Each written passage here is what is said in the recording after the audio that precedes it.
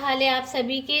आज की इस वीडियो में हम बनाने जा रहे हैं बहुत ही ज़बरदस्त किस्म के क्रिस्पी से बैगन और प्याज के पकोड़े। तो बैगन प्याज के पकोड़े बनाने के लिए यहाँ पर मैंने बैगन लिया है, साथ में एक अदद मैंने प्याज लिया है और मैंने बारीक चॉप किए धनिया लिया है। धनिया की मैंने डंडा नहीं लिए, सिर्फ आगे की साइड के जो पत्ते हैं उसी को मैंने बारीक कट किया है।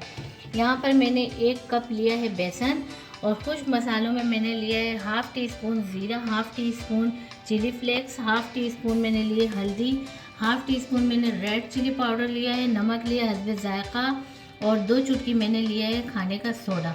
तो चलिए अपनी रेसिपी स्टार्ट करते हैं। बैगन और प्याज के पकोड़े बनाने के लिए सबसे पहले हम बेसन का बैटर बनाएंगे। तो यहाँ पर मैंने एक बाउल ले लिया है और बाउल में मैं सबसे पहले डालूंगी बेसन। साथ ही मैं इसमें तमाम मसाले खुश्क जिसमें हल्दी, लाल मिर्च पाउडर, नमक और बेकिंग सोडा है, ये भी मैं डाल दूँगी। चिली फ्लेक्स और ज़ीरा पाउडर भी इसी में चला जाएगा। तो मैं अच्छे से चम्मच से पहले मिक्स करूँगी।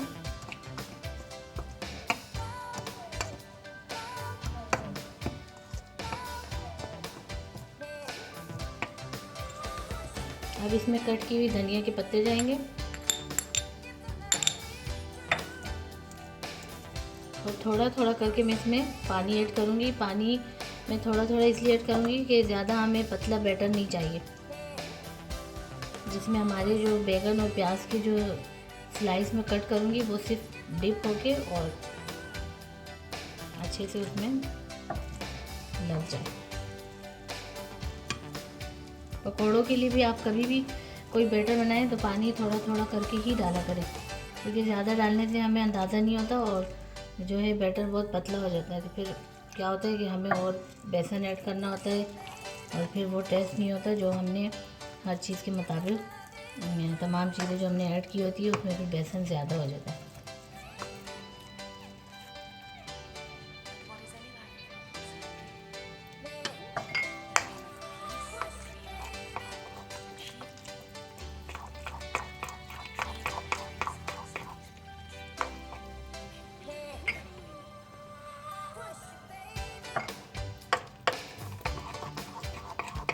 बैटर हमारा अच्छे से मिक्स कर रही हूँ मैं और मिक्स करने के बाद मैं इसको 10 मिनट के लिए जो है वो रेस्ट पे रख दूँगी, ताकि जो मैंने मसाले डाले हैं वो अच्छी तरीके से इसमें यकजान हो जाए सारी चीज़ें, और जो बेकिंग सोडा हमने डाला है तो वो भी अपना काम इसमें शुरू कर दे। तो ये हमारा बैटर तैयार हो गया है। अब मैं इसको साइड पे रख देती हूँ 10 मिनट के लिए रेस्ट पे। अब हम क्या करेंगे कि हमने जो प्याज इसमें से मैंने छिलका हटा दिया और बिल्कुल साफ़ सुथरा कर दिया है। अब इसके जो ये वाले साइड है ना, हमने थोड़े से नॉर्मल से पीस में काटना है इस तरीके से, और इसके इस तरह से रिंग बनाने हैं जिसमें कोई कट ना लगा हो, इस तरह।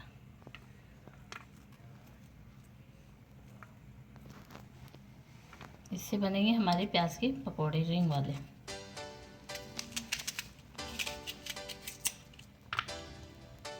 इसके जो पीसेज है वो बहुत ज़्यादा मोटे भी नहीं हो और बहुत पतले भी ना हो, ताकि जब हम इसके पकोड़े तलें तो अच्छे से फ्राई हो जाए। तो ये हमारे प्याज की मैंने कटिंग कर ली है और इसी तरीके से अब मैं बैगन की कटिंग करती हूँ। यहाँ पर मैंने बैगन ले लिया है और बैगन के आगे का जो साइड है वो इस तरीके से मैं कट कर दूँगी, हटा दूँगी। बैगन जिस टाइम आप पकोड़े बनाएं उसी टाइम ही आप उसकी कटिंग करें, फ़ौरन उसकी कटिंग ना करें, क्योंकि बैगन जो है वो काले हो जाते हैं। अब बैगन की भी हमने इसी तरीके से पतले स्लाइसेस में कटिंग करनी है गोलाई में।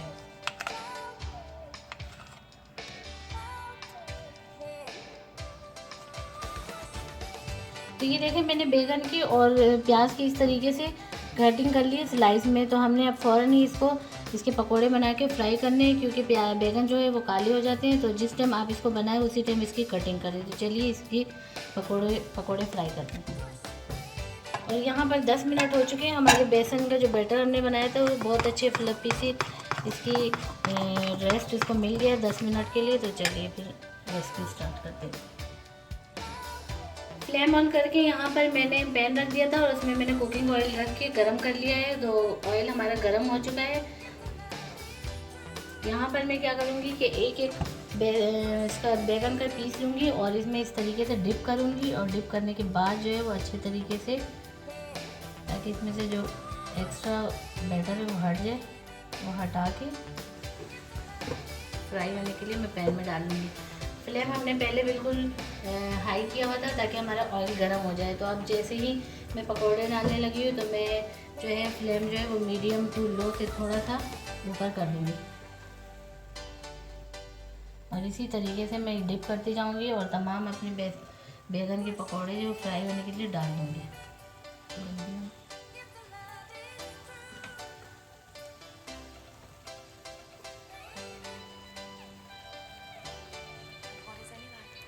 पहले मैं बैगन के पकौड़े फ्राई करूँगी और सेकेंडली फिर मैं प्याज के पकौड़े जो वो फ्राई करूँगी, क्योंकि बैगन काले हो जाते हैं तो इसलिए पहले उसी को मैं फ्राई करूँगी।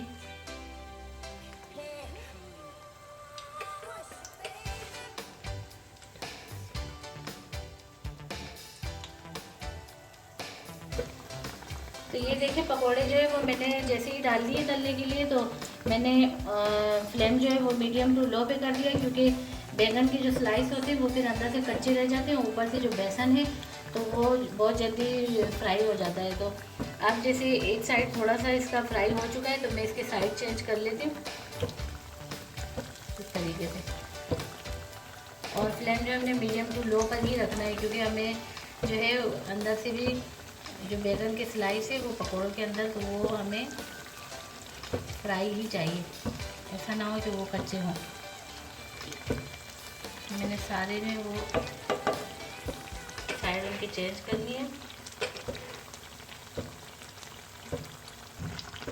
तो ये देखिए हमारे क्रिस्पी से जो बैगन के पकौड़े हैं वो फ्राई हो चुके हैं, और कुछ मैंने बाद में इसमें ऐड किए हैं तो उनको मैं रहने दूंगी और बाकी को ये निकाल दूंगी। ये बहुत ही देखें फ्लफ़ी से हुए हैं, क्योंकि हमने जो बैटर था उसको रेस्ट दिया था, जिसकी वजह से ये बहुत अच्छे से फूल चुके हैं। ऑयल में इनमें से निकाल दूंगी।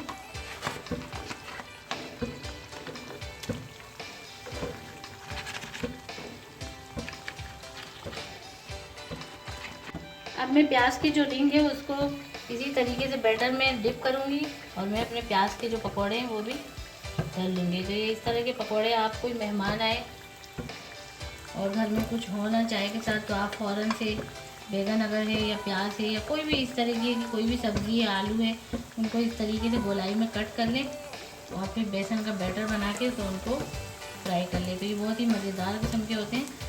मैं तो अक्सर अपने बच्चों को यही बना के देती हूँ, या कोई मेहमान आ जाए अचानक, घर में बिस्किट या इस तरह की कोई चीज़ें ना हो, लवाजमात ना हो चाय के साथ, तो अपनी हाथ की बनाई हुई चीज़ जब आप किसी को खिलाएंगे तो मेहमान भी खुश हो जाएंगे, क्योंकि ये एक दिल की अपनी मोहब्बत होती है कि इंसान अपने टाइम से, अपने दिल से करीब लोगों के लिए टाइम निकाल के और उनको चीज़ें बना के दें।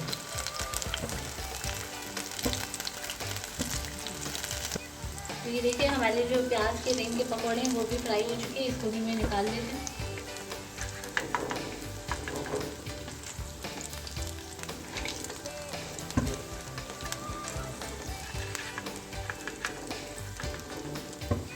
बाकी को भी मैं फ्राई करती हूँ। तो ये हमारे ज़बरदस्त किस्म के बैगन और प्याज के रिंग वाले पकोड़े जो है वो बिल्कुल रेडी हो चुके हैं। आप इसी तरीके से हमारी रेसिपी को एक मर्तबा ज़रूर फॉलो कीजिए। उम्मीद है आपको हमारी ये रेसिपी ज़रूर पसंद आएगी। बहुत ही मज़ेदार किस्म के ये हमारे क्रिस्पी और क्रंची से पकोड़े बने हैं। ऊपर से आप इसमें चाट मसाला थोड़ा सा हल्का फुल्का छिड़क दें अपने टेस्ट के मुताबिक। तो अगर आपको ये हमारी रेसिपी पसंद आती है तो आप इसे लाइक करें, शेयर करें, और अगर चैनल पे नए हैं तो चैनल को सब्सक्राइब करें लाजमी, और बेल आइकन के बटन को लाजमी प्रेस करें ताकि हमारी आने वाली हर वीडियो आप तक पहुंच सके। तो मिलते हैं नेक्स्ट वीडियो में, तब तक के लिए अल्लाह हाफिज़ और छुट्टी एंजॉय कीजिए।